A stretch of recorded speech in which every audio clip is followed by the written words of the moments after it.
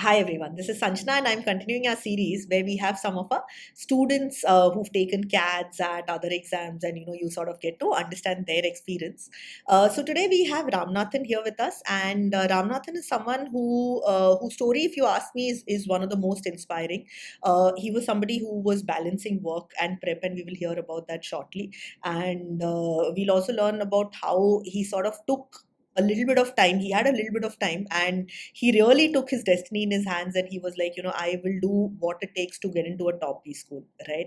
So I'm probably making it sound like a movie. So why don't you, like Ramnathan, tell everybody a little bit more about yourself and your work and why you wanted to do an MBA? Sure, thank you very much for that introduction. Hi everyone. I am Ramnathan and I come from Chennai. So I am a mechanical engineer and I graduated from SRM Institute of Science and Technology in the year 2021. It was the COVID time, but I was still adamant that I need to get into a core company, and I did eventually land up working for Vestas, who is the global leader in wind turbine manufacturing, for a good 2.5 years. The experience has been very valuable to me, and I've learned so much and transformed into what I am today. So if you would ask me, I was very particular about mechanical, as it taught me a lot of know-hows and stuffs on a very broader perspective.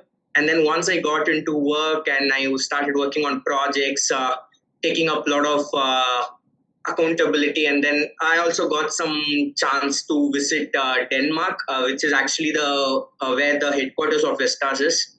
I understood that there is more to a company than what we see from my perspective. Mm-hmm. Since I was an engineer, I was looking from it more from an engineering perspective on the product alone. But the business revolved around a lot of other factors, and that's where the idea of doing an MBA kicked in for. Mm-hmm. So after that, I got to know about Mockat, and where I also understood that we have personalized mentorships and guidance from IIM Lucknow graduates themselves firsthand. So that was one of the important thing that attracted me, because being a working professional, I definitely needed a very keen guidance on how to manage work as well as the prep. Right. So although I enrolled Mockat early 2023, I couldn't be very regular to classes or do the POVs or the regular reading part, which I would recommend anybody watching this video to actually take it up very seriously. But I did start my preparation when I had a little more than 3 months in hand. Mm-hmm. And since it was already late, I couldn't get exactly into the groove with all the POVs, because that requires a momentum which is built at least for a few months. We could say 4 or 6 months for that instance, right? And then we need to solve a lot of DALR cases, because DALR is where you can never predict what kind of question is going to turn up in the exam. Mm-hmm. After that, I did give my CAT. It was the big day finally, and then it didn't go as expected. Right. So that's when I was almost on the verge of contemplating life, you could say, what I have been doing and stuff. Why didn't I prepare well, or how I could have done further. But all that was under my control was all the exams that I was yet to take. Right. So that's when I got into the group and started preparing very well for NMAT and XAT, which actually happens very late. XAT happens usually in the month of January. So I had a good 1 month time to prepare, and my NMAT fell in the month of December, somewhere in the middle. So I had around 15 days for NMAT as well. So I think I'll also just explain that, because there could be viewers who haven't checked out the NMAT exam. So what happens in NMAT is you will typically have a 2.5 or a 3 month window, and depending on availability, you can end up choosing the date on which you want to take the exam. And so what Ram did shrewdly was, CAT was on 26th, I think, and then you November 26th, and then you ended up choosing somewhere around mid-December for your NMAT, so that you had time to prepare. Obviously, the preparation for both NMAT and XAT sort of went in parallel for a little bit, and then after NMAT it was all about XAT, right? And I also want to talk about this because I mean he's being modest, but his CAT percentile was it wasn't like really bad or anything. It was just that I mean, of course, we all know, right? As a general male engineer, we end up needing really high percentiles. When if we want to crack CAT and we want to get into top IIM. So yeah, somewhere the percentile we sort of didn't get as much as we needed. But it was actually for 3 or 4 months of prep. It was actually a very good percentile.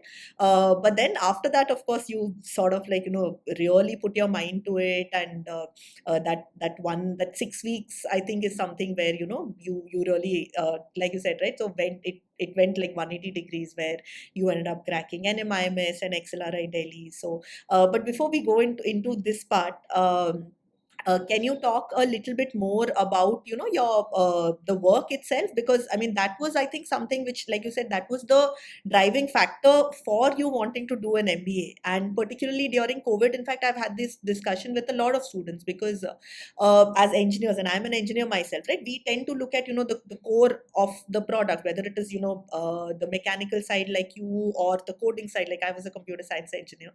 But then there's so much more to a company, like you said. There's the finance, the marketing, the supply chain, and a lot of this actually did sort of, we understood the value of it a lot more during COVID. But your work, I think, especially given that, you said, yes, no, I'm going to stand out and I'm going to make sure that, I get a core role. I think the work itself also was very interesting. So why don't you tell us a little bit more about your work in Vestas also? Sure, Ma. So, from my college days, I had been very interested in renewable energy. So, I was an active member of the solar lab in my college, and then I had also published a research paper on thermal energy. Okay. So, that's how I got interested in solar energy. And being a mechanical engineer, to get into renewable, I got an opportunity which fascinated me because I had a few experience from the internships in the manufacturing domain. Mm-hmm. So I was working as the tools and equipments engineer, working for new products. So my work used to involve with a lot of stakeholders across, and then where I also will be working on products which will be very fascinating to look at and understand a lot of things. And being a fresher, I had to learn a lot of things as well, not just my technical skills but also the soft skill to get into a corporate and find our right way through the corporate, and things like that is always something which is always interesting once I get into. But the more and more people I interacted with in my office, or the more and more I stayed in my organization, and especially also during the COVID times, in a globalized world that we currently are a part of, it's not only the technical thing that a company can solely depend on. So there are a lot of factors, because any disturbance in a particular place of the web will eventually affect a lot of strings in the web. Right. So that's where I thought an engineering degree would give me a good overview of the product or the manufacturing process. Absolutely. But a business degree will give me an even bigger picture of an organization. Right. And how I could contribute when I grow in my career at a very broader level. Yeah, and that's actually a great point because so once we want to rise or we want to advance in our career, one of the great options that we have is an MBA, right? Because with an MBA you get a very holistic understanding of how a company operates. So whether it is the finance part or the sales and marketing part, ensuring that your customers, whether it's B2B or B2C, they should obviously take it up. You have that pulse in the market, or if it is supply chain and operations, just ensuring that the product is manufactured in a cost effective, safe way, and the best version is manufactured. Or even things like HR. I mean, I talk about it this way, right? So in India, we are a service oriented country, so hiring the right people and maintaining the right work culture is again something which is really important. So that's a great point out there, right? So if you want to advance in your career, of course an MBA gives you a very good understanding of what a company is doing and how you can help that company get ahead. Yes, you are right. So that's what fascinated me, because when I went through what an MBA would look like or how the experience is going to be, it was very less of by-hearting stuffs and just writing it in the exam, but more of case studies and participating in a lot of case competitions and we are given a lot of avenues to explore and then understand what we exactly want to do, because in most of the cases it's the first year which will have only the common subjects, and then only we're asked to choose a specialization, unlike engineering where we eventually choose a specialization and then go to the classes. Correct. Although the first year is again the common subjects, right? Yeah, but you've already chosen your specialization. So yeah, I mean, Yeah. we do change branches. Like interestingly, I don't know if you know this, I actually joined mechanical engineering, but then I was able to change to computer science. But yeah, not everybody obviously is taking that option up. Correct. So that's there. So yeah, so your work, I mean, in the renewable space, something which is interesting and which is much needed. And your work itself, like you said, was very interesting, interacting with people. And I believe you went to Vestas headquarters in Denmark multiple times, right? Again, obviously, but the reason that you were able to do that was because you were working really hard, and somewhere that itself was taking up a lot of time. And it was only in the last few months that you were preparing for CAT.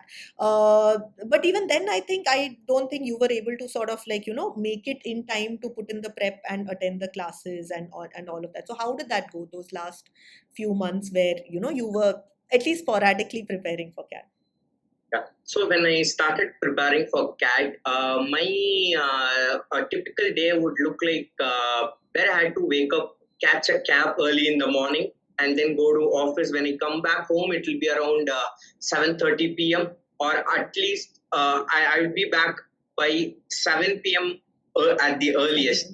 So after that, getting some fresh air outside and then getting to study will take an hour. So once I start studying, I would probably feel that's all the energy I had for the day. Right. Which wasn't actually the right attitude. If I had been very serious about CAT, that's not something I should have been carrying, right? So I thought no, but it's tough because you've done 10 to 12 hours of work, and again, where you're using your brain, and then our classes start at 8:30. So then to take just that 1 hour and then get back and put in prep for 3 to 4 hours is tough, right? It's let's not, I mean, yeah, we have students who do it, and you were of course able to do it after CAT, but it's not easy for anybody who's a working professional, especially as a general male engineer. When you're targeting like really high percentiles, it is definitely tough. So it wasn't easy to plan so much for CAT prep. So what I did was I started making a weekly plan, kind of a weekly target, from which I broke down to a daily target for the 5 working days. And then I had the whole weekend with myself for the CAT preparation. So I understood that it's not only about the subjects or the concepts that we are going to learn, but it's also the test-taking strategies that we need to practice. So that is where the 688 strategy, which Vignesh sir highly recommends, came in. And then I also started doing the POVs at least once every 2 days or something like that, so that I started coming into the groove for CAT preparation. And I did started solving cases from whatever mocks I took, and then which I wasn't able to solve during the test. So that gave me some sort of confidence to actually face the CAT exam, although the preparation was only for the last few months. Right. No, but fair enough. I mean, I think you made good use of the last few weeks where, you're taking mocks, you're working on unattempted questions and so on. But yeah, I mean, like we've discussed, that ultimately the percentile wasn't as high as we hoped. So was that the turning point for you? Like, if you're open to like sharing what went in your mind once you had taken the CAT or once you'd got the response sheet? So, to be very frank, after my verbal section got over, I was in slot 2 last year.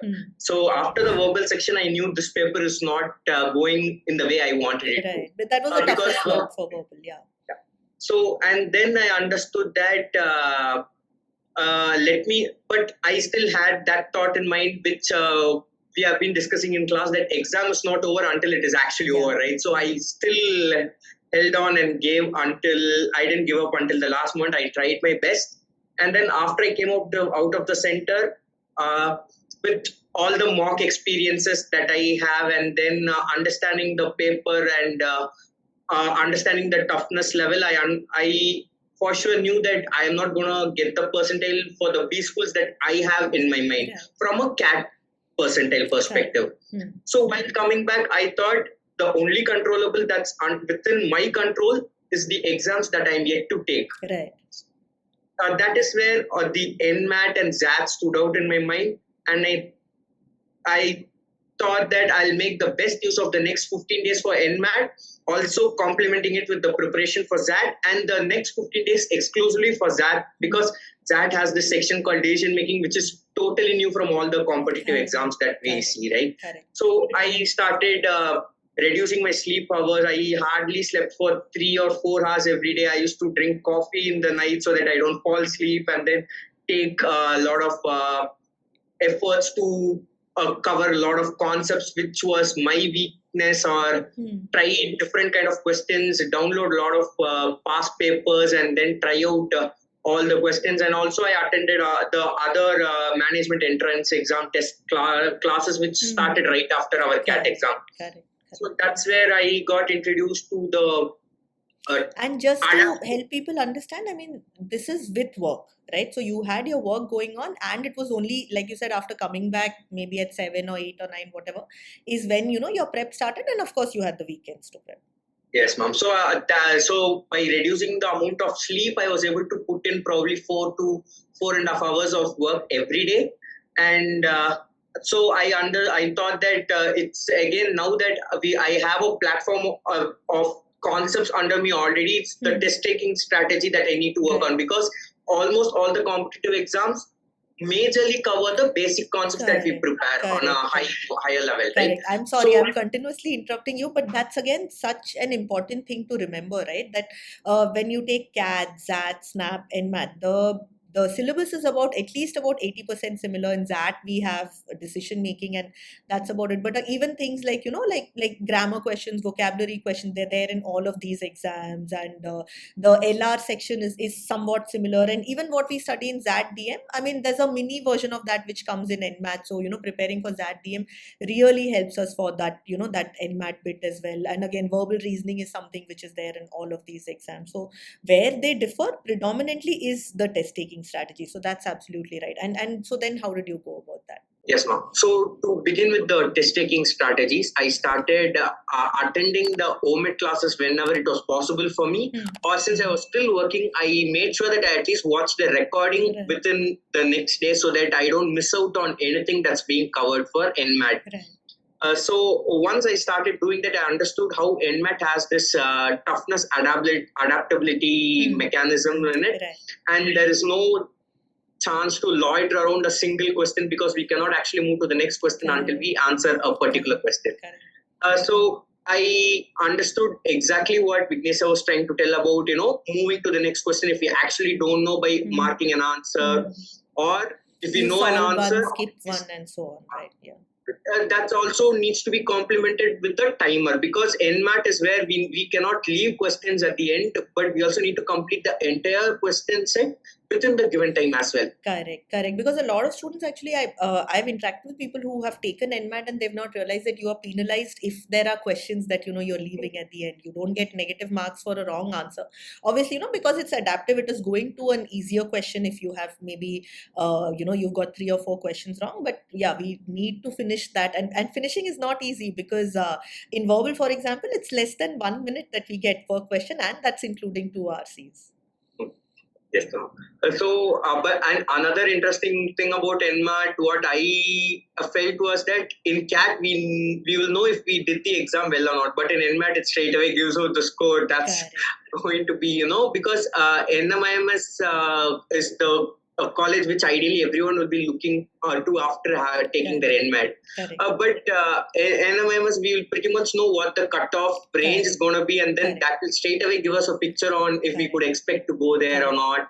So we need to be very much prepared to get that screen on our monitor, right? So that was one about NMAT. And then when it came to XAT... But do you think that is something which actually worked for you in XAT? Because, I mean, you obviously got a really high score in NMAT. So, in one form, it was also validation that, yes, I now have a good score. And your score was so high that we knew that even if they increase the cutoff by a few marks or something, you're definitely getting it. And with NMIMS, another thing is that, you know, the NMAT score plays such an important role in the shortlisting and the selection as well. So, do you think that boosted your confidence for XAT? From a psychological perspective, yes, because from not able to get into the top 6 IIMs, the NMAT score gave me a boost because I knew that I almost had a top D school admit in hand. Also, I didn't want to jinx it by telling it out before I actually had the admit in hand. So I kept it to myself. And then also what happened was that the momentum which I picked up actually continued throughout the month. I didn't slack after the NMAT exam. If to put it in perspective, even after coming back from my NMAT exam, I sat that night and started preparing for my XAT. So that's how dedicated I was, because I knew that I was very clear about what I wanted to. And I knew that XAT is definitely a good option for me. So XLRI is a good option, and XAT is something that I need to focus very much on. So I continued that momentum for the rest of the month, and it was Jan 7th, I guess, that I had my XAT. So I had 6 more days. The strategy which needs to be different again for XAT is that NMAT, you can only see the next question if you answer the previous question. But in XAT, the whole paper is given to us. Yeah, no sectional timers. Yeah. So it is about how we identify our strengths and then plan on which section we are going to take first. And also, I started implementing the strategy which Vignesh sir again told in class, right? We pretty much had a lot of classes for OMETs that helped me. I think we had daily classes, yeah. Because there's multiple exams also to go through. And then in the XAT part, what I followed was I attended one DM case and then moved to either verbal or quant, did few questions, then again came back to the next DM case. So that because each case has a different situation and we need to bear the shoes of a different person. So we cannot always afford to think from the same perspective. So we need to move out of the situation and then get into the new situation and think accordingly, right? So that was one strategy that I use for and that. And actually, I really like the strategy which Vignesh recommends for another reason also, because I mean, more than for me, I think for people like you, when we have this mindset of like getting things instantly, the close to 3-hour paper that we have just for these 76 questions, it's tough to keep the focus on, right? You'll be really focused. I mean for anybody who's not taken CAT or XAT or any of these exams, it's a bit of a shock because you are walking in. First, you have at least half an hour of idleness before the exam even starts, right? And then you're still, at least in the beginning, you're really in that mindset and you're going out. But to carry that consistently for 3 hours and then you have the GK and the essay is tough. So switching between like doing a DM case and then maybe doing a few grammar questions or a quant question or something, I think that also helps to keep the brain refreshed, I feel. Yes. So that will probably stay within our span, the time span we could actually concentrate on a particular topic, right? When we move back and forth. So that really helped. And then again, the concepts are the same. But as I mentioned even earlier in this video, the DM part is where we need to really work hard on, because that is something which we wouldn't have, faced explicitly the same way in any other exams. DM is where we need to put a lot of the values that we have or a managerial thought perspective in the exam, and that's also the section where a lot of people tend to lose on the sectional percentile when it comes to XAT, right? Although the overall percentile might be high, that's also a situation where people might lose their percentile and eventually not end up getting calls. So that's something I made sure that I give more preparation now for DM, because the concepts for verbal and quants were pretty much covered for me and things like that. I started working on that as my strength and then built from that. And also there is this thing about that you cannot leave beyond a certain number of questions. So you need to plan accordingly which questions you are going to attend, which you are not going to attend, if you're going to take chance with the luck or not. So that totally depends on the student's planning, I would say. And so that was my way to approach XAT. Yeah, so again, for anybody, if you've not taken XAT or you don't know the format, what happens is we have 76 questions and in like very close to 3 hours. And if you leave more than 8 questions unattempted, there is a penalty where, from the 9th question onwards, you get minus 0.1. So the scoring pattern is +1 and minus 0.25 for errors. But if you're leaving, let's say 10 questions unattempted, then for those 2 questions, 9th and 10th question, you end up getting minus 0.1 into 2. So that's a again something. I think timing is adequate. Obviously, the prep. I mean, as long as we have a reasonable speed, but the prep is something which is there. And yes, you're right. There's a lot of students will sort of either try to go fast and make sure that they attempt, or just mark it or worry about it. And I think, yeah, having a mindset or having a plan for that again helps, because you know what you're going to do, and again, you're not nervous during the exam. So yeah, so ultimately, yeah, so both NMAT and XAT worked out great for you. And but then you continued the momentum, because when it comes to the interview, again, there is a lot to cover, right? You have your HR questions for you, because you work for a little around 30 months. Then you have your work experience related stuff, current affairs. There's so much which is there, right? So how did you prepare for that? So after my XAT, since I had my NMAT score in hand, I for sure knew that I have one interview to attend, and then I started preparing for that. So for that, what I did was made use of the current topics, which was common for everybody, shared by Mockat. And then I also sat with you, if you remember, after my exams one-on-one to analyze my profile and what kind of preparation I need to put in for an interview for a B school, and then started working on that. And when it came to NMAT, they also have this section called Watson Glazier test, which we have few questionnaires online, and then I tried taking them and understanding what kind of questions they are coming up with and things like that.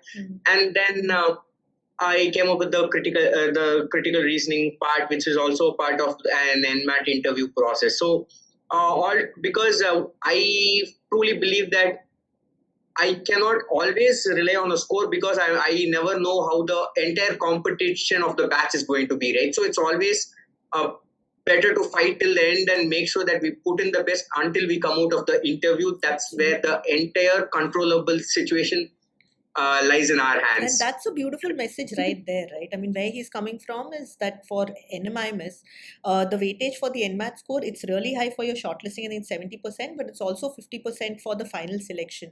But if you have that mindset that, okay, that's it, I'm going to give it my best, right? Then ultimately, whether you get through or you don't get through, there are no regrets, because you know that, you've given it your best. And it's, of course, something which is going to come in very helpful for XLRI or any other interviews that you have coming up. Yes, ma'am. So, and again, when it came to after NMAT interview, I did have enough time for my XLRI interview, and I made best use of that time, attending a lot of mock interviews with ex-Mockat students who are also graduated from top B schools currently. I had one-on-one sessions with you and Vignesh sir. All these helped me to fine tune my answers, and where I was missing on actually adding points which I had in my profile, but I looked over, right? Because I somewhere thought it might not add value to the answer, but I understood it's not always what we think it's about. To the question, there's always an answer which is more appropriate than we think. So I think it comes with practice on how best we could present ourselves. So I think that continuous practice is something that I kept doing. And then I stayed updated with the current affairs, not just the general topics, but since I come from a renewable energy background, I understood what the world is looking like in terms of renewable energy, and then what India is marching towards in that field, what we could probably do to accelerate that and things like that, because all those kind of questions are always possible. If you have work experience, that might be a situation where you might be tested on, and not just your acads, because when it comes to interview prep, we could leave no stones unturned, right? Like, we need to be prepared with what I know, and then what I've learned in my undergrad degree, and then what I've worked in, and then all the current affairs part. And also, we need to keep our mind open and the thinking very vibrant, because there would always be questions that you are not prepared for in the interviews. So I think that attitude will help in facing the interview, and also a satisfaction that we have done our best. So whatever the result may be, we will eventually have no regrets after that. Absolutely, absolutely. And it just maximizes, the number of converts also which you end up having. And in your case, for example, NMIMS Mumbai, and then what you got through XLRI Delhi, and took that up. And I think Vignesh, me, and I think everybody and Mockat was like, super proud of that result for you because uh, I mean, I don't want anybody to think that, hey, I endorse that, for a year you should just sleep 3 to 4 hours and like, have a lot of coffee, though I do that myself, have a lot of coffee. But yeah, but I mean, at the end of the day, if you've decided that yes, you want to do an MBA, then you might as well do it from a top B school because that B school degree is going to be there for the rest of your life. That experience that you're going to have for those 2 years, the learning, the people you meet, the faculty, the students, that's something which is going to be there for the rest of your life, and that determines your career trajectory in a lot of important ways. So and like you weren't able to give that much time for CAT for justifiable reasons because you had work, but if you were able to push yourself for those 6 weeks and then for the interview, and today of course you are in a great place. So in fact, why don't you tell the viewers about it, right? So XLRI Delhi, of course, it's the offshoot of XLRI Jamshedpur with a lot of commonalities. So since now today you're talking from the campus, so how is the campus, what are the subjects, what all have you been doing there? So yeah, in terms of XLRI Delhi as a campus, they actually don't see it as two different campuses. They always say XLRI is one brand. It's just that we have 240 seats in Jamshedpur and 180 seats in Delhi. But for all purposes, it's always seen as one single course that XLRI is offering for the students. Placements are joined, for example, faculty, I think, keep flying down. Yeah, so 420 seats in total for business management is the number of seats that they have. And then also HR program is still restricted to only Jamshedpur. So in Delhi, it's only the BM program that we could see. And then campus is pretty new. It's 5 years old now. It was started in 2020. And then it has been growing and doing really well. We have a lot of amenities around here and a lot of time to spend with by doing different activities and stuff like that. And coming to the subjects, first year is pretty much all the common subjects that we have of marketing, economics, finance, and then communications and also organization behavior and all those things. Second year is where we are going to choose our specialization that we would like to do, where we could either choose operations or finance or marketing or strategy. Could be anything that we look to have done in the second year. So if you have joined in BM, does that mean that you don't have HR as a specialization at all? Yes. So what happens is the admission process happens separately for BM and HR. Although the admission process is same for both the campuses, it's different for the programs. So there will be a separate interview for the HR program and BM program. But when the results come, the BM program, based on the scores and the composite score that we get, will be allocated the campus. But HR, since it's only in Jamshedpur, it's either you make it to HR or not. Whereas in BM, you have the option of Jamshedpur or Delhi campus, or then the unfortunate option of not making it to Excel. So right. So now we come to the fun part of this interview. So it's a rapid fire of sorts. So I'll just shoot some questions and you have to, just right away answer. Okay, sure. Okay. So in CAT, which was your favorite of the 3 sections? Quant. Of the 3 exams that you've taken, which exam, preparation aside, which exam do you think you're best suited for? It's XAT. Okay. What is more stressful, the exams or the interview? Stressful is the time between the interview and the result. That's a good one. Okay. What is one quality that you feel every MBA aspirant should have? Being consistent with their preparation, not that I'll start my preparation now and then put it aside for the next 2 or 3 months and then start it again. But just giving my case as an example, I would suggest that had I worked for a little longer, for a longer amount of time, probably things would have been very much different. But also it's no regrets, but what I'm trying to tell is how people could take that to understand of how they could make the best use of time. Right. Right. And what is one feature or one aspect of Mockat that you've used the most? Uh, I'm very sorry, ma'am. I couldn't limit it to just one feature because starting from covering the content of the preparation from the basics, which I think is helpful because not everybody starts from the same platform, right?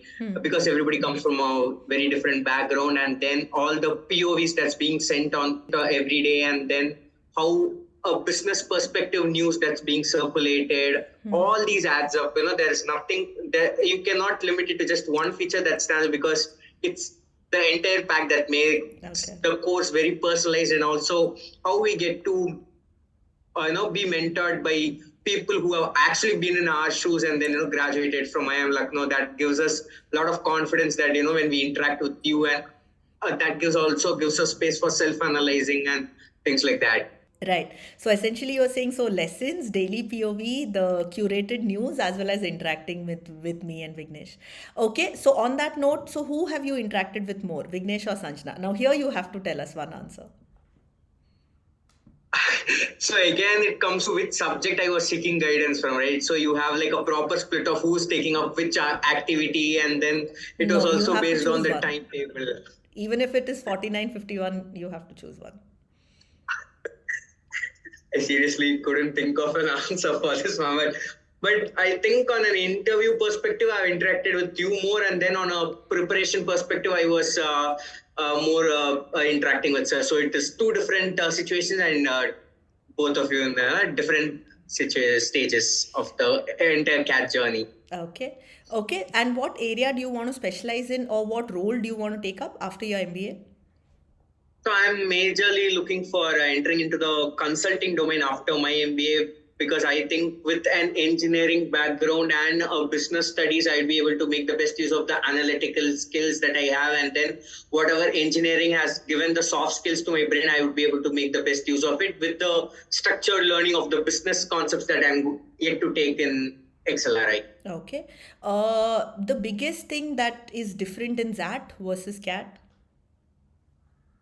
I think there it's about how you play well within a section, and also you could probably play with your strengths within verbal, let's say RC or non-RC kind of questions, or quant, how well we use the 688 strategy and things like that. And DLR, it comes to analyzing the conflict. So each section you need to follow a different strategy, whereas that you need to understand which section you are strong at whole on a higher level, and then start targeting that section, because you are given the entire question paper at the very beginning of the exam. Right, right.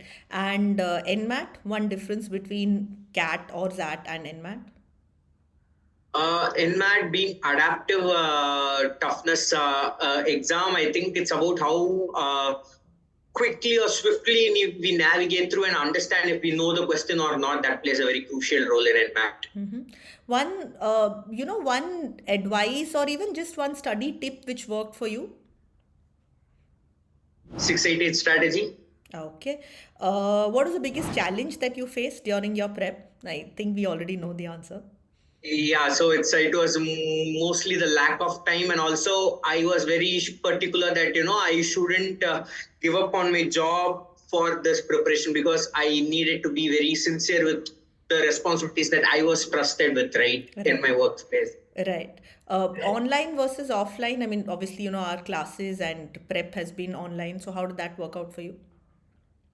Online, I think the advantage is that since I'm a working professional, I could always come back to any recorded classes. So as I said, when I prepared for the OMETs, it was mainly the recorded classes that helped me, because few days I did get the chance to watch the classes, but I made sure I at least watched the recording classes, because it's uploaded the very next day morning or the same day night also, right, at time. So I think that's something which helps with the online mode of preparation. But when it comes to the interview and other parts, since it's a one-on-one, I think it's either one works. So Okay. I think it's going to be online for me. Okay. Okay. And what was like, the most surprising question that you've been asked in any interview?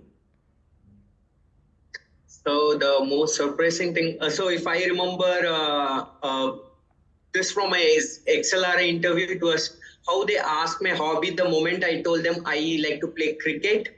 and they pulled a business related question on how could you value a cricket team based on facts and numbers. Like how would you go about valuing a cricket team? Let's say an IPL team, for an example, something Right. of that kind. Right. And last one. So, how do you celebrate after cracking and getting through so many B schools? So I was very happy the moment I knew I got into NMIMS. I had in fact resigned my job with just the NMIMS admit in hand. So I was actually very eagerly waiting for XAT, XLRI results, and then once everything fell in place, that feeling is something I think I could not experience it again, or think about it and get the exact replica of it again, because it was once a in a lifetime kind of feeling that I have got something that I wanted to do and things like that. So that gave a very good sense of accomplishment kind of thing. But I think that also after that I also told myself that this is not something where I should get complacent, but instead make best use of the 2 years that lies ahead. Right. Great. So thanks a lot. I think that was a lot of fun. So that's great. Yeah. And I think getting an understanding of how XLRI works is also something which would be helpful, I'm sure, to a lot of people. But ultimately, I think this message, I'm sure, will be inspiring any of you, who are watching there, whether it is, because your college is hectic or work is hectic, or, for whatever reason, you aren't able to give as much time to your cat prep, or for whatever reason, maybe your, cat has just not gone as well as you've hoped. So, you have multiple other options. You have NMAT, you have SNAP, you of course have XAT, which I would say is the second most important exam after cat, because it's not just XLRI. There are multiple other B schools which will take, the best of your cat or XAT scores, right? So all is not lost, right? You have multiple exams, and that's again really important because these exams happen once a year, right? So unlike a GMAT where, you can take it multiple times throughout the year, here it's like, you're preparing for this one day. And I always think that, registering for multiple exams, it keeps our stress levels low, even when, we are going for the cat exam. So thanks a lot, Ramnathan, for, sharing your experience. And I am sure that, this is going to motivate a lot of people. Put in the efforts, whether it is, for 2-3 months or 6 months or 1 year, whatever. And of course, you definitely end up reaping the benefits. And I'm sure with this work ethic, you are going to do very well out at XLRI. And, I'm definitely going to be watching your career with a lot of interest. Thank you very much for that. Thank you. So all the best for CAT 2024. All the best for CAT 2024.